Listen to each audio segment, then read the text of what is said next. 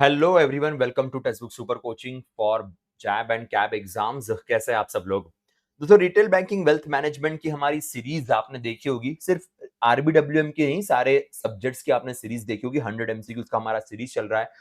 हमने module A और module B तो कवर कर लिया। अब मॉड्यूल सी की बारी है। इसके अंदर भी 100 एमसीक्यूज हम सेशन वाइज आपके लिए लेके आएंगे। तो एक सेशन में 20 एमसीक्यूज आपके लिए रहेंगे और जिसके थ्रू हम ये पूरी सीरीज आपके लिए कवर करने वाले हैं।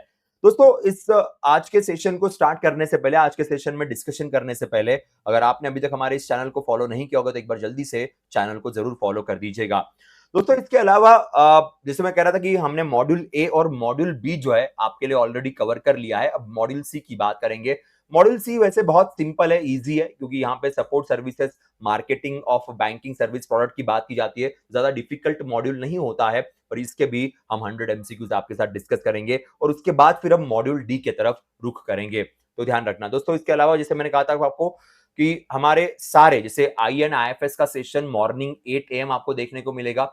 पीपीबी का सेशन जो होता है 9 PM आपको देखने को मिलेगा। एएफएम का सेशन जो है वो 7 PM पे आपको देखने को मिलेगा और मेरे सेशंस जो होंगे वो आपको 6 PM पे देखने को मिलेंगे। तो इस तरीके से अलग अलग सेशंस आपके सामने हैं।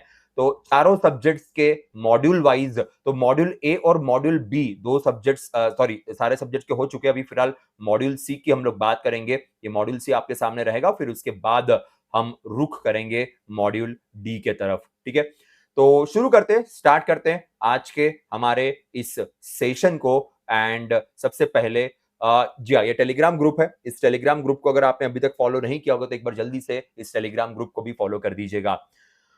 तो सब लोग रेडी है? तो सबसे पहला सवाल आपके स्क्रीन के ऊपर ये रहा। Which of the following is not one of the four stages of marketing in retail banking described in the module? Okay, so which of the following are not one of the four stages of marketing? Okay, कौन सी stages नहीं है marketing की जो describe की गई है?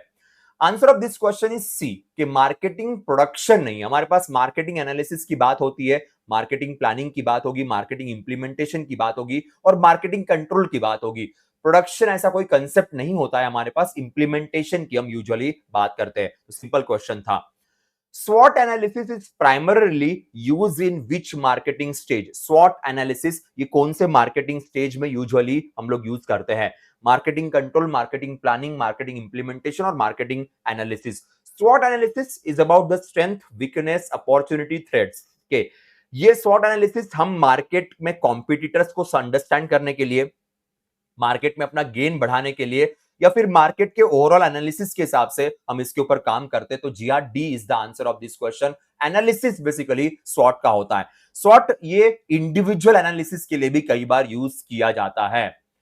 Multi channel distribution in banks aims to, multi channel distribution जो banks के अंदर है उसका एम क्या होगा? Reduce staff cost only, provide customer multiple access options for an optimum channel mix, replace branches entirely, remove digital channels. So answer of this question is B, provide customer multiple access options for a optimum channel mix. So अलग अलग options अगर customer के पास रहेंगे तो customer के लिए भी काफी इजी बन जाता है चीजों को एक्सेस करना। तो yes, B is the answer of this question.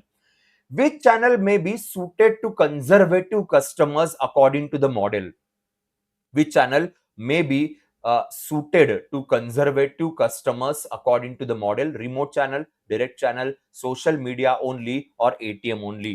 Answer of this question is B, direct channel. Branch की अगर बात करेंगे तो कंजर्वेटिव कस्टमर है, ओल्ड कस्टमर्स है, वो अभी भी शायद सोशल मीडिया या डिजिटल बैंकिंग को हेल्प या उसकी हेल्प नहीं लेना चाहते, तो उनके लिए ये डायरेक्ट चैनल ब्रांच वाला ही फैक्टर उनके लिए हेल्पफुल रहेगा।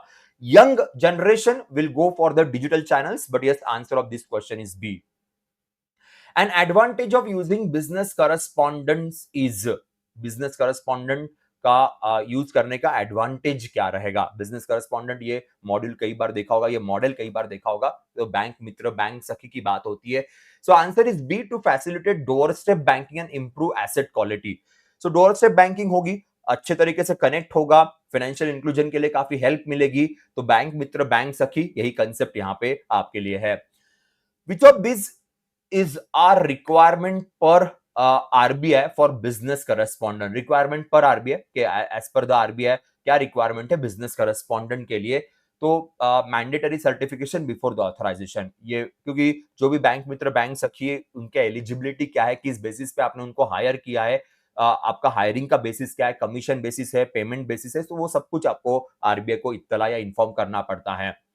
On-site ATMs are intended to, on-site ATMs का पर्पस क्या है? Operate only outside the bank premises, offer cash withdrawals and inquiries at branch premises, be operated by the non-bank entities only, not allow balance inquiries. Answer is B. On-site ATMs provide services like cash withdrawals, remittances, balance inquiries. Okay, so B is the answer of this question. Offsite ATMs are, offsite ATMs की बात करेंगे तो onsite ATM हो गया तो offsite ATM भी easy रहेगा, are place away from the branches, branches से थोड़ा उसके दूर रखा जाएगा ताकि customers can access them without visiting the branch, so B is the answer of this question. White label ATMs and brown label ATMs, ऐसे दो कंसेप्ट हमारे पास है। तो व्हाइट लेबल एटीएम्स को लेके यहाँ पे सवाल पूछा गया है, owned only by public sector banks, ATMs owned and operated by the non-banking financial approved under the Payment and Settlement Act 2007, not permitted in the rural areas, identical to the bank operated ATMs in ownership. Answer is B. White level ATMs NBFC चलाती है, banks नहीं चलाती, और payment and settlement act के अंदर ही इसे include किया जाता है। RBI mandated maximum time to recredit a customer account for a failed ATM transactions के RBI के मैंडेट के हिसाब से T+5 at the max T+5 की बात की जाती है। यूजुअली 2 वर्किंग या 3 वर्किंग डेज में हो जाता है, पर T+5 for a date of complaint से यहाँ पे हम बात करते हैं। So beyond that then compensation implement हो जाएगा, बैंकों के ऊपर कॉम्पेंसेशन पैसा देना पड़ेगा बैंकों को। सो T+5 की बात की जाती है। On October 2019, compensation for delay beyond T+5 failed ATM recredit is okay. So from October 19 amount change किया गया और अमाउंट निकाला गया है कि 100 per day for delay beyond T+5। T+5 का अगर बियॉन्ड डिले होता है तो 100 रुपीज पर डे का आपको यहाँ पे चार्जेस देने पड़ेंगे। तो C is the answer of this question. To claim compensation for failed ATM transactions, the complaint must be lodged within 30 days, 30 days of transaction. जो भी फेल्ड एटीएम ट्रांजेक्शन हुआ उसके 30 दिन के अंदर आपको कंप्लेंट फाइल करनी पड़ेगी। Integrated ombudsman scheme 2021 aims to, 2021 की जो इंटीग्रेटेड ऑम्बुड्समैन स्कीम है उसका पर्पस क्या था? Replace RBI entirely, provide cost free redressal of customers complaint relating to RBI regulated entities if unresolved within 30 days, apply only to foreign banks, exempt NBFC always. Answer is B, because इसके अंदर सारी banks आती है, all the commercial banks are there, सारी cooperative banks भी अभी अभी हमने रूरल कोऑपरेटिव्स को भी इंक्लूड किया हुआ है। देन इसमें small finance banks, payment banks, NBFC, fintech company, सब कुछ आता है। तो answer of this question is B. So all the related banking complaints, पहले आपको बैंक में कंप्लेंट डालनी पड़ेगी। अगर 30 डेज के अंदर बैंक से सही आंसर नहीं आता है तो फिर आप यहां पे कंप्लेंट डाल सकते हो।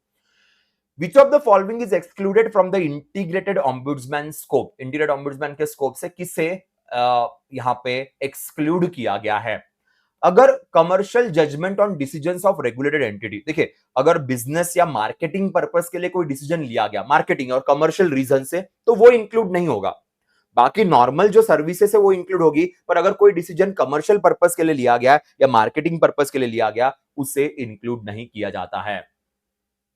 Integrated ombudsman scheme covers customers of के, कौन से कस्टमर्स कवर किए जाएंगे, ये पॉइंट यहां पे मेंशन किया गया है। Answer of this question is B. अभी मैंने कहा था कि आरआरबी, सारी शेड्यूल्ड कमर्शियल बैंक्स, यूसीबीज के अलावा यहां पे हम लोग अभी रूरल कोऑपरेटिव्स को भी इंक्लूड करना शुरू कर दिए। Deposit taking NBFC with asset size of 100 crore plus, जो नॉन डिपॉजिट टेकिंग है, non bank system participants, credit information companies, fintech companies, सभी को हम इसमें इंक्लूड करते हैं। यूपीआई 123 पे वॉज लॉन्च टू, यूपीआई 123 पे ये आरबीआई ने लॉन्च किया था के, तो उसी की बात यहाँ की जा रही है। 10,000 पर ट्रांजेक्शन का लिमिट फिलहाल यहाँ पे रखा गया 123 पे के लिए। जी हाँ, यहाँ पे अगर आपके पास स्मार्टफोन नहीं है, इंटरनेट एसोसिएटेड फोन अगर आपके पास नहीं है, फीचर फोन है, तो वहां से भी आप ट्रांजेक्शन कर सकते हो। सो यही फैक्टर यहाँ पे मेंशन किया गया है। So very important, very crucial, क्योंकि अगर भले ही आपके पास स्मार्टफोन नहीं है, इंटरनेट फैसिलिटी नहीं है, फिर भी आप इसका यूज कर सकते हो मनी ट्रांजैक्शन करने के लिए। यूपीआई 123 की शुरुआत जो है 2022 में की गई थी। 8 मार्च 2022 आरबीआई गवर्नर तब शक्तिकांता दास साहब थे, उन्होंने इसकी शुरुआत की थी। बड़ा ही लेजेंडरी अनाउंसमेंट था। 10,000 की ट्रांजेक्शन, ध्यान रखना।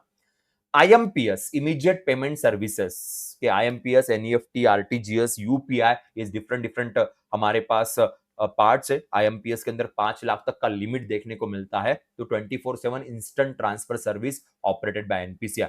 यूपीआई और आईएमपीएस एनपीसीआई ऑपरेट करती है। आरटीजीएस और एनईएफटी डायरेक्टली आरबीआई के अंडर आते हैं। जी हाँ, पर ट्रांजेक्शन लिमिट अभी मैंने आपके साथ बात की, तो आंसर इज 5 लाख की बात करेंगे कि 5 lakh is a per transaction limit over here. Prior to offering internet banking, a bank must, के इंटरनेट बैंकिंग ऑफर करने से पहले bank must only notify customers, obtain prior RBI approval and submit the security policy plus certificate from an independent auditor confirming compliance with the minimum RBI requirement, hire more tellers, abolish branches. Answer of this question is B. B यहाँ पे आपका answer बनेगा, ध्यान रखिएगा। Okay, so again a very very important factor, गलती यहाँ पे नहीं होनी चाहिए। So that's it guys from my side for the day. Notes आपको इस टेलीग्राम ग्रुप पे मिल जाएंगे, तो इसे फॉलो करना मत भूलेगा। And will see you in the next session. तब तक के लिए सेफ रहिए, सुरक्षित रहिए और बढ़ते रहिएगा। बाय।